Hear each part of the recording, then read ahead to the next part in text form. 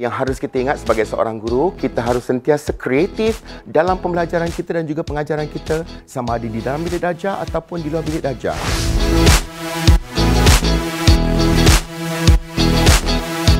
Aduh, alamak, aish. Ada meeting pula lepas ni, macam-macam kerja nak kena buat.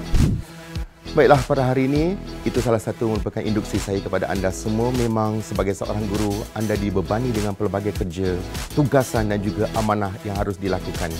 Dan sebagai seorang guru, kita tidak boleh lari daripada semua masalah itu.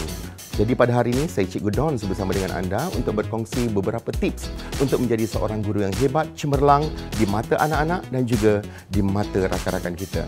Baik, yang pertama sekali, yang harus kita ingat sebagai seorang guru, kita harus sentiasa kreatif dalam pembelajaran kita dan juga pengajaran kita, sama ada di dalam bilik darjah ataupun di luar bilik darjah.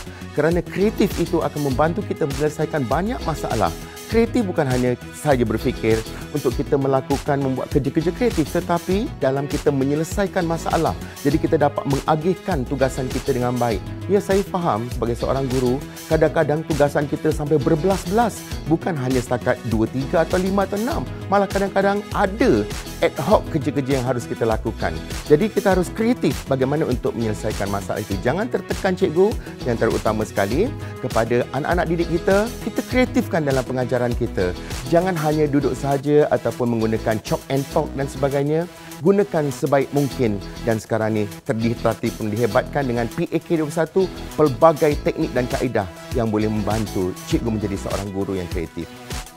Baik, tips yang kedua untuk menjadi seorang guru yang disayangi oleh rakan-rakan dan juga anak-anak murid kita, cikgu janganlah kedekut untuk memberikan pujian dan penghargaan. Walaupun hanya kerja mereka itu yang disudahkan itu tidaklah sebaik mungkin ataupun mencapai tahap kita, tapi sebagai seorang guru, berikan pujian kepada mereka. As a human being, sebagai manusia biasa, pujian akan memberikan satu impact yang sangat besar kepada anak didik kita. Jadi, puji saja. Wah, handsome-nya kamu hari ini, cantiknya kerja kamu pada hari ini, wah, kamu dah siap, bagus. Beri pujian pada mereka. InsyaAllah, anak-anak itu akan terus lebih bersemangat memberikan kerjasama kita pada kita sebagai seorang guru. Baik, tips yang ketiga, cikgu, tak payahlah kita nak kedekut sangat, cikgu. Kena ingat bahawa duit yang kita dapat tu, gaji kita bukan sepenuhnya kita. Ya, sebenarnya harus kita kongsikan juga sebahagiannya kepada orang lain. Jadi berilah ganjaran kepada anak-anak kita. Contohnya, berikan sebatang pen, berikan coklat dan sebagainya. Dan insya-Allah cikgu, bahawa apabila kita melakukan sedemikian, anak-anak kita pasti akan lebih mendekati kita. Dan apabila hubungan di antara guru dan murid baik, cikgu akan menjadi mudah menyampaikan ilmu yang ingin dikongsikan. Baik, seterusnya cikgu, bila kita masuk ke dalam kelas, pastikan cikgu jangan hanya tertumpu kepada beberapa murid saja.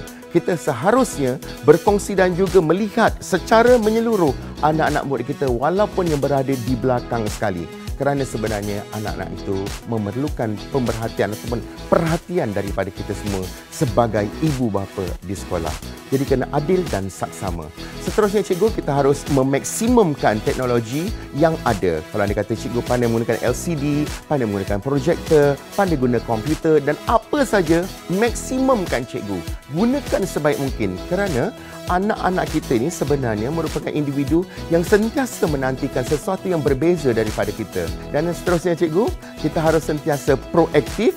Dan ini maksudnya, jangan sampai bos kita suruh baru kita nak buat. Bos kita suruh baru kita nak buat. Kita harus sentiasa gembira dengan apa yang kita lakukan. Belum disuruh kita dah buat. Berkata orang, jangan jadi umpama tukul dengan pahat. Ketuk baru jalan, ketuk baru jalan.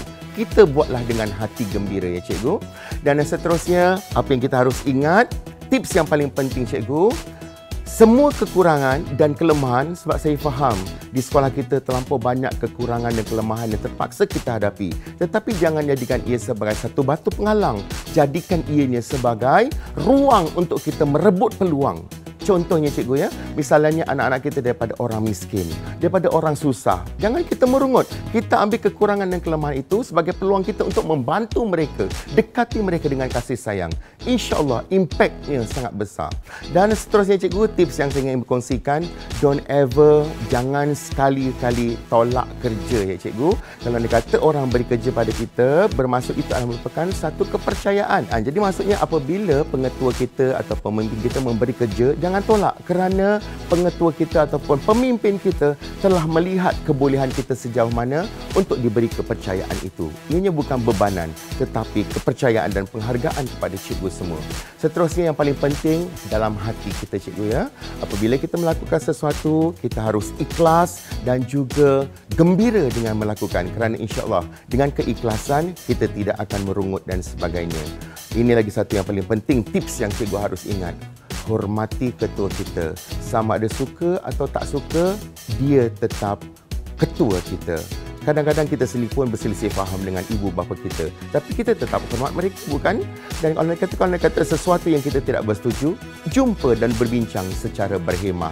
Dan akhir sekali cikgu, jauhi aura negatif. Dekatilah insan-insan yang beraura positif, jauhi aura negatif. Terima kasih, kita jumpa lagi.